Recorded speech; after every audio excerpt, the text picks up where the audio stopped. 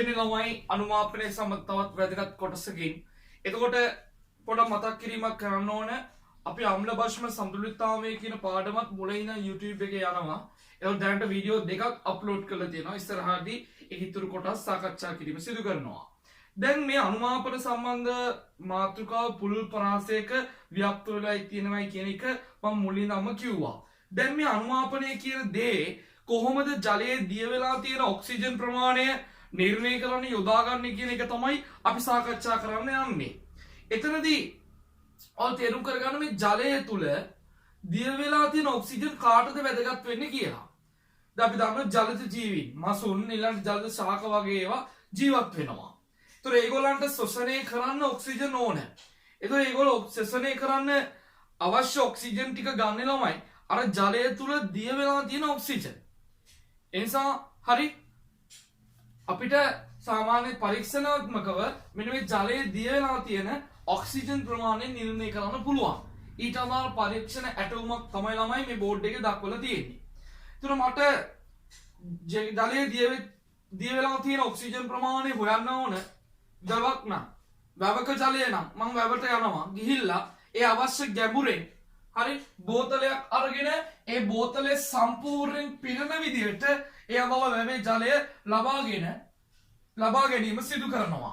දැන් කෙනෙක් අහන්න පුළුවන් ඇයි සම්පූර්ණයෙන්ම ජලය පුරවන්නේ කියලා. දැන් හදිසියෙ හරි කෙනෙක් මේකේ අර්ධයක් ජලය පිරෙවොත් වෙන දේ තමයි ළමයි. මෙන්න මේ හිස් අවකාශයක් බෝතලය තුල ඉතුරු වෙනවා. හිස් අවකාශයක් බෝතලය තුල ඉතුරු වෙනකොට මේ හිස් අවකාශය තුල මොකද වෙන්නේ වායු ගෝලය තුල ඔක්සිජන් අඩංගු වෙනවා. එතකොට ඒ අඩංගු වෙන ඔක්සිජන් මේ තුල මොකක් වෙන්න පුළුවන්ද? දිය වෙන්න පුළුවන්. එහෙම දිය වුණොත් ඇත්තටම එන්නේ අර වැවේ ජල සාම්පලය තුල දිය වෙලා තියෙන ඔක්සිජන් ප්‍රමාණය නෙවෙයි. ඒකට ඇඩ් වෙනවා මෙන්න මේ කියන හිස් අවකාශය තුල අඩංගු ඔක්සිජන් වලින් දිය වෙච්ච කොටස. ඒතර මුළු ඒ ඔක්සිජන් තමයි මේ පරීක්ෂණයෙන් කැල්කියුලේට් වීම සිදු වෙන්නේ. ඒක දෝෂ සහිතයි. ඒ නිසා මේක සම්පූර්ණයෙන්ම ළමයි හරි එයාදාල වැවෙන් ගන්නකොට බෝතලේ සම්පූර්ණයෙන් පිරෙන විදිහට තමයි අපි ජලය එක්රස් කර ගැනීම සිදු කරන්නේ. ඊගාවට මේ බෝතලේ තුලට මැංගනස් සල්ෆේට් යොදනවා. ඊගාවට ශාරීය පොටෑසියම් හයිඩ්‍රොක්සයිඩ් යොදලා හරි හොඳින් කලතනවා. ටික වෙලාවක් තියෙන්න හරිනවා. හරිද? එතනදී වෙනව ළමයි මෙන්න මේ ජලය තුල දිය වෙලා තියෙන ඔක්සිජන් ශාරීය මාධ්‍ය තුලදී මැංගනස් සල්ෆේට් එක්ක ප්‍රතික්‍රියා කරලා මෙන්න මේ ජලයේ අද්‍රව්‍ය මෙන්න මේ සංකීර්ණය ගෙන දෙනවා. එතනදී ඔය දැනගන්න ඕන වැදගත්ම දේ තමයි ළමයි මේ ජලයේ දිය වෙලා තියෙන ඔක්සිජන් සියල්ලම මේ ශාරීය මාධ්‍යයේදී මැංගනස් සල්ෆේට් එක්ක ප්‍රතික්‍රියා කරලා මෙන්න මේ ජලයේ අද්‍රව්‍ය සංකීර්ණය ගෙන දෙනවා. එතන මම ඔයාලට පේනවද දන්නේ හෝ මැංගනස් ෆෝක්සයිඩ් කියලා දක්වලා තියෙනවා. එතන මේ ඇයි මැංගනස් ෆෝක්සයිඩ් කියලා දාලා තියෙන්නේ? සමහර ගැටලු වලදී මේක සැලකිලිමත් වෙන්න ඕන කරුණක්. සමහර ගැටලු වලදී මේ සංකීර්ණය නොදී මෙන්න මේ ශාරීය මාධ්‍යයේදී මැංගනස් සල්ෆේට් ජලයේ ද්‍රව්‍යයට ඔක්සිජන් සමග දක්වන ප්‍රතික්‍රියාවේදී මෙන්න මේ මැංගනස් ෆෝක්සයිඩ් හැදෙනවා කියලා දීලා තියෙනවා සමහර ගැටලු වලදී. එතකොට අපි ඒවල ප්‍රතික්‍රියා තුලිත කිරීම කරන්න ඕන මෙන්න මේ මැංගනස් ෆෝක්සයිඩ් අබලව. එහෙම නැත්නම් මෙන්න මේ ජලයේ ද්‍රව්‍ය මේ සංකීර්ණ දීලා තියෙනවා ළමයි ඊට අදාළව ප්‍රතික්‍රියා තුලිත කිරීම සිදු කළ යුතු වෙනවා. ඒතකොට ඒ හැම අවස්ථාවකම අපි ප්‍රතික්‍රියා තුලිත කරලා ඔයාලට පෙන්නනවා. ඊට පස්සේ මෙන්න මේ අවස්ථාවට ආවට පස්සේ එයාට වැඩිපුර පොටෑසියම් අයඩේට් යොදලා සල්ෆියුරික් වලින් ආම්ලික කරනවා. ආම්ලික කරලා ප්‍රතික්‍රියාවක් එතන සිද්ධ වෙනවා. ඊට පස්සේ එයා ඒ ජල පරිමාව අරගෙන රයිට් මේ බලන්න සෝඩියම් තයෝසල්ෆේට් වල සාන්ද්‍රණය දන්නා සෝඩියම් තයෝසල්ෆේට් වල පරිමාවකින් අනුමාපනය කරලා හරි එතනදී හරි ගණනය කිරීම කරනවා. අපි ගණනය කිරීම බලමු ප්‍රතික්‍රියා මොනවද කියන එක තේරුම් කරගෙන. එතන දර්ශකයේ විදියට හරි පෘෂ්ඨ දර්ශකය භාවිතා කරලා තියෙනවා. දැන් මෙතනදී මෙන්න මෙහෙම දෙයක් තමයි වෙන්නේ. මේ බලන්නකෝ මැංගනස් සල්ෆේට් වලින් එන මැංගනස් ධන දෙකයන හරිද ජලය තුල දිය වෙලා තියෙන ඔක්සිජන් එක්ක ළමයි ශාරීය මාධ්‍ය තුල ප්‍රතික්‍රියා කරලා ජලයේ දිය වෙන්නේ නැති අද්‍රව්‍ය මෙන්න මේ වගේ සංකීර්ණයක් ගෙන දෙනවා. එතකොට අපි එයාම සංකීර්ණය තුලිත කරගන්න ඕන මුලින්ම. මේ සංකීර්ණ ගෙන දීමට දාලා ප්‍රතික්‍රියා තුලිත කරගන්න ඕන. ඒක සාමාන්‍යයෙන් තුලිත කරගන්න පුළුවන් මෙහෙම මැංගනස් ධන දෙකට දෙකක් දාන්න. එතකොට මැංගනස් දෙකක් වුණානේ. ඒ නිසා මෙතනට දෙකක් දාන්න. දැන් මේ පැත්තේ ඔක්සිජන් ගාන බලමු ළමයි. මෙතන ඔක්සිජන් එකයි තියෙන්නේ. එහෙනම් දෙවරක් එක දෙක එතන ඔක්සිජන් දෙකක් එනවා. ඊගොට වරහන බල දෙවරක් දෙක හතරයි. එහෙනම් වරහන ඇතුලේ ඉන්න පරමාණුවනේ එක හතරෙන් ගුණ කරන්න. එතකොට මෙතන ඔක්සිජන් එකයි එක හතරෙන් ගුණ කරාම හතරයි. එහෙනම් එතනින් ඔක්සිජන් හතරයි මෙතනින් ඔක්සිජන් දෙකයි කියලා කියන්නේ මුළු ඔක්සිජන් ගාන මේ පැත්තේ 6ක් වීම සිදු වෙනවා. ඊගොන හයිඩ්‍රජන් ගාන බලන්න ළමයි මෙතන දෙක ගුණ කරන්න මේ දෙකේ. දෙවරක් දෙක හතරයි හයිඩ්‍රජන් මේ වරහන ඇතුලේ තියෙන එකයි හතරක් එක හතර කියන එතන හයිඩ්‍රජන් හතරක් තියෙනවා.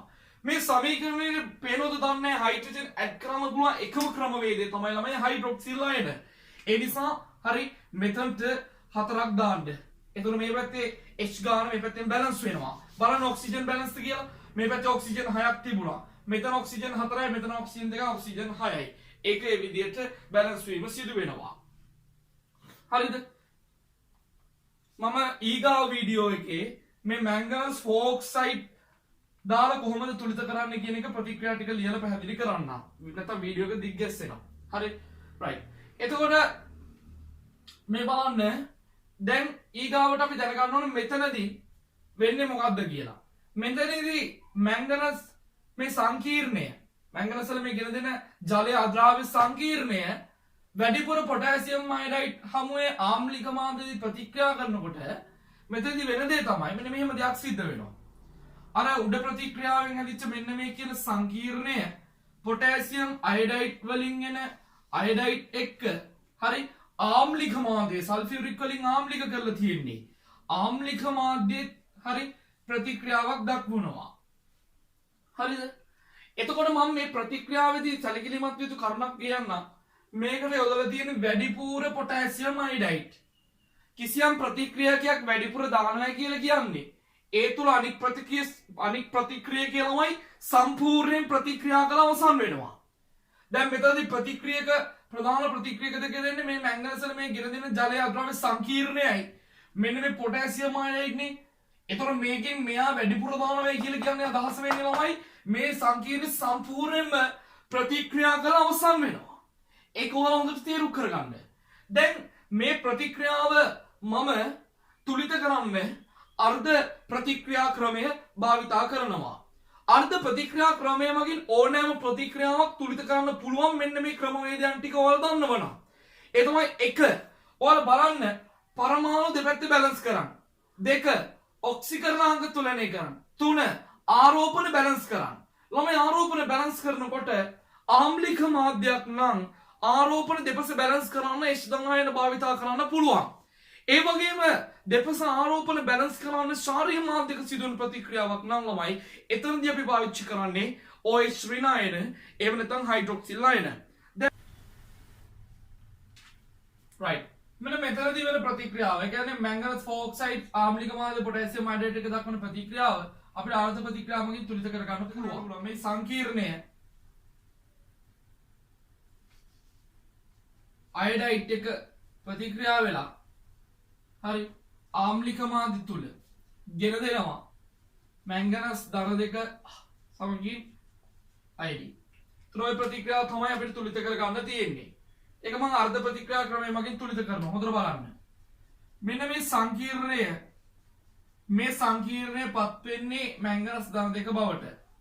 ඒකට බලන්න පරමාණු මෙතන මැංගනස් එකයි මෙතන මැංගනස් එකයි. හරි. මෙතන ඔක්සිකරණාංකය ධන 4යි මැංගනස්ගේ. හරි මෙතන ඔක්සිකරණාංකය ධන 2යි. ඒ කියන්නේ ඔක්සිකරණාංකය කීයකින් අඩු වෙලාද? මෙතනදී ඔක්සිකරණාංකය 2කින් අඩු වෙලා. මෙතන ධන 4යි මෙතන ධන 2යි. එහෙනම් ඔක්සිකරණාංකය අඩු වෙලයි කියලා කියන්නේ ඔක්සිහරණයක්. ඔක්සිහරණයක් කියන්නේ ඉලෙක්ට්‍රෝන ලබා ගැනීම. ඒත් ඔක්සිකරණාංකය කොච්චරකින්ද අඩු වෙලා තියෙන්නේ? 2කින්. ඒ කියන්නේ ඉලෙක්ට්‍රෝන දෙකක් ලබාගෙන තියෙනවා. ඊගාවල බලන්න ළමයි ආරෝපණ බැලන්ස් කරන්න. මේ පැත්තේ මුළු ආරෝපණේ ධන දෙකක් තියෙනවා මැංගනස් වලින් එන. ඒ වගේ මේ පැත්තේ ඉලෙක්ට්‍රෝනික සාපේක්ෂ ආරෝපණය ඍණ 1යි. ඒකේ ඍණ 2ක් තියෙනවා. ඒක මුළු ආරෝපණය මේ පැත්තේ ඍණ 2යි. මේ මෙයාගේ ආරෝපණයක් නැහැ. එහෙනම් ආරෝපණ බැලන්ස් කරන්න ආම්ලික මාධ්‍ය නම් S ධනායන පාවිච්චි කරන්න. ඒ නිසා මෙතනට 4යි H+ යදුවොත් H එකකින් ධන 1යි. ඒ වගේ 4කින් එනවා ධන 4යි. ඊගාවල බලන්න දෙපස හයිඩ්‍රජන් ඔක්සිජන් සමානද කියලා. හයිඩ්‍රජන් ඔක්සිජන් සමානද කියලා බලලා ඒක සමාන නැත්නම් ඒක තුලනය කරන්න අපි ජලය භාවිතා කරනවා. දැන් මේ පැත්තේ හයිඩ්‍රජන් ගාන බලන්න. මේ පැත්තේ හයිඩ්‍රජන් 4ක් තියෙනවා. මෙතන හයිඩ්‍රජන් ගත්තොත් 2ක් තියෙනවා. ඒ කියන්නේ හයිඩ්‍රජන් 6යි. එහෙනම් හයිඩ්‍රජන් මේ පැත්තේ නැති නිසා මේ පැත්තට බැලන්ස් වෙන්න ජලය 3ක් යොදනවා. එතකොට හයිඩ්‍රජන් 6ක් එනවා. ඔක්සිජන් බැලන්ස් බලන්න. 3 වරක් එක ඔක්සිජන් මේ පැත්තේ 3යි ළමයි මේ පැත්තේ ඔක්සිජන් 3යි. එහෙනම් ඔක්සිජන් ගාන බැලන්ස්. ඊට අදාළ අවද ප්‍රතික්‍රියා බැලන්ස්. ඊගාවට වෙන්නේ පොටෑසියම් අයඩයිඩ් වලින් එන අයඩයිඩ් අයඩීන් බවට පත් වෙනවා. දැන් පරමාණු වශයෙන් මුලින් බැලන්ස් කරා මෙතන දෙකක් ඉන්නවා මෙතන එකක් නිසා එතන දෙකක්ද. එතකොට අයඩීන් එකක මෙතන අයඩීන් වලදී හරි ඔක්සිකරණාංකය ඍණ 1යි වගේ දෙකක් කියන ඍණ 2යි. එතකොට මෙතන බිඳුවයි. ඒ කියන්නේ ඔක්සිකරණාංකය දෙකකින් වැඩි වෙලා. ඒ කියන්නේ ඔක්සිකරණයක් වෙලා. ඒ කියන්නේ මෙතනට ඉලෙක්ට්‍රෝන දෙකක් යෙදීම සිදු කරන්නේ.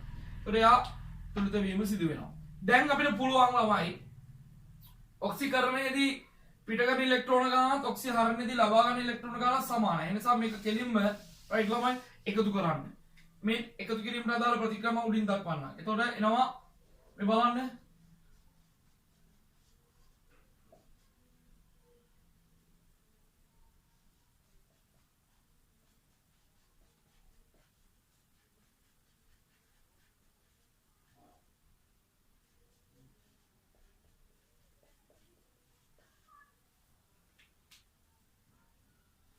හරි. එතකොට ඉලෙක්ට්‍රෝන දෙක කැපෙනවා. හරි. දැන් එතකොට මෙන්න මේ කියන අවස්ථාවේදී වෙන ප්‍රතික්‍රියාව මේ විදිහට බැලන්ස් කරගන්න පුළුවන්.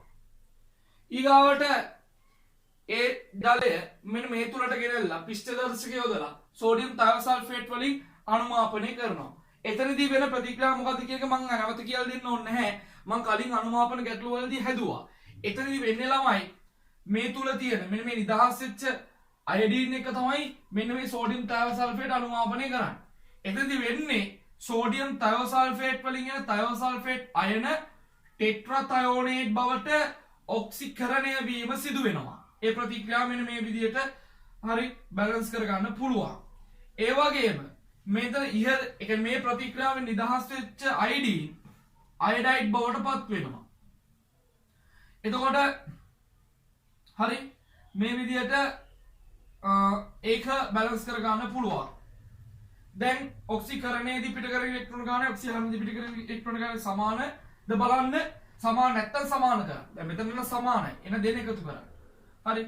එන දෙන එකතු කළා මෙන්න මේක එකතු කළා මුළු ප්‍රතික්‍රියාව ගන්න පුළුවන්. රයිට්. එතකොට මෙන්න මෙහෙම දෙයක් එන්නේ. බලන්න.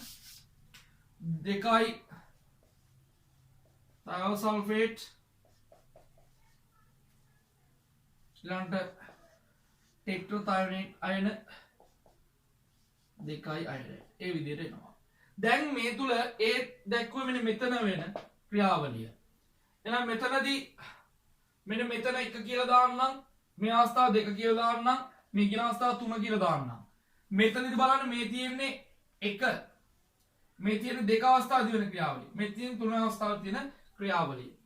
කෙනෙක් අහන්න පුළුවන් කොහොමද ඔක්සිජන් ඕක පාවිච්චි කරලා ජලයේ දිය වෙලා තියෙන ඔක්සිජන් ප්‍රමාණය හොයන්න කියලා.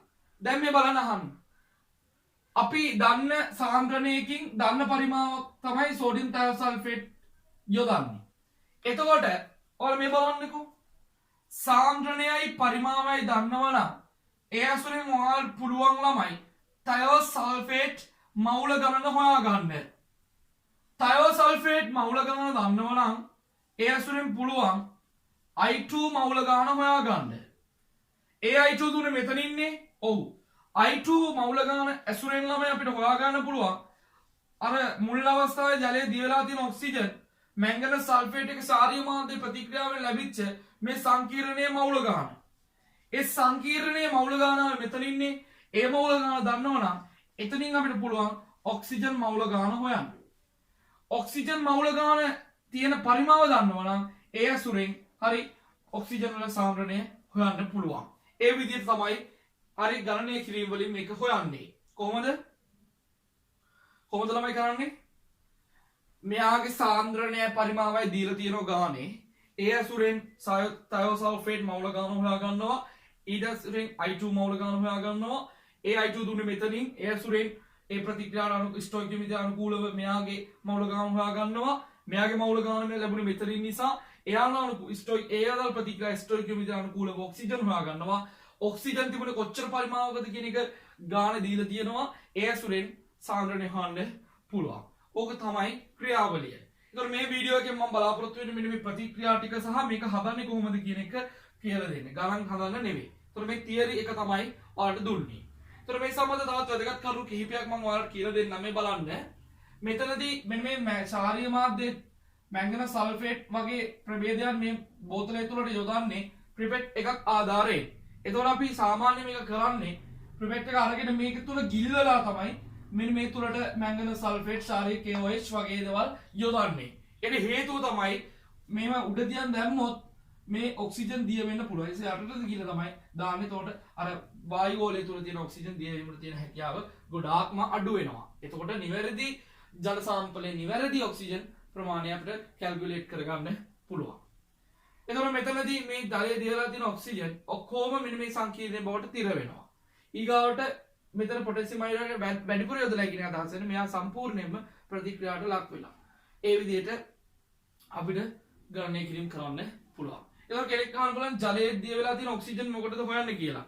දැන් සමහර ජලාශ තියෙනවා ඒවට කුණු යෙදීම නිසා. එමෙන්න කාබනික අපද්‍රව්‍ය යෙදීම නිසා. කර්මාන්ත ශාලාවල අපද්‍රව්‍ය යෙදීම නිසා. ශුද්ධ ජීවීන් වැඩිපුර වර්ධනය වීම නිසා තමයි ඒ ජලය තුල තියෙන දිය වෙලා තියෙන ඔක්සිජන් ප්‍රමාණය ගොඩක් අඩු වෙනවා. ඒත් ජලයේ දිය වෙලා තියෙන ඔක්සිජන් ප්‍රමාණය ගොඩක් අඩු වෙනකොට ජලජ ජීවීන්ගේ පරිසරය තුල ජීවත් වීම අපහසු වෙනවා. ඒ නිසා ඒගොල්ලෝ බලනවා ජලජ ජීවීන්ට ජීවත් වෙන්න තරම් ඔක්සිජන් ප්‍රමාණය මේ ජලාශය තුල තියෙනවද කියලා. එහෙම නැත්නම් ඒගොල්ලෝ ඉදිරි වැඩපිළිවෙල හරි වැඩපිළිවෙලක් අරගෙන ඒකේ ඔක්සිජන් ප්‍රමාණය නංවන්න වැඩ කටයුතු කරනවා. ඒ සඳහා තමයි මේ පරීක්ෂණය සිද්ධ කරන්නේ. මේක තව කොටසක් තියෙනවා ළමයි ඊළඟ වීඩියෝ එක. එතනදී මම කියලා දෙන්න යන්නේ මැංගනස් ෆෝක්සයිඩ් මෙතනදී හැදුනොත් කොහොමද යදාල් තුලිතයන් ආර්ග ප්‍රතික්‍රියා ක්‍රමය මගින් කරන්නේ කියලා. හරිද? ඒක හොඳට තේරුම් කරගන්න. right. හරි. එහෙනම් මේ වීඩියෝ එක හොඳට බලන්න. මේක ගැටලුව මම ඔයාලට මේ වීඩියෝ දෙකම ඉවර වුණාට පස්සේ තමයි ගැටලුව දෙන්නේ. ඒතර ඔයාලා ඕන ඔක්සිජන් දිය වෙච්ච ගැටලුවක් එකෙන් හදාගන්න පුළුවන්. right.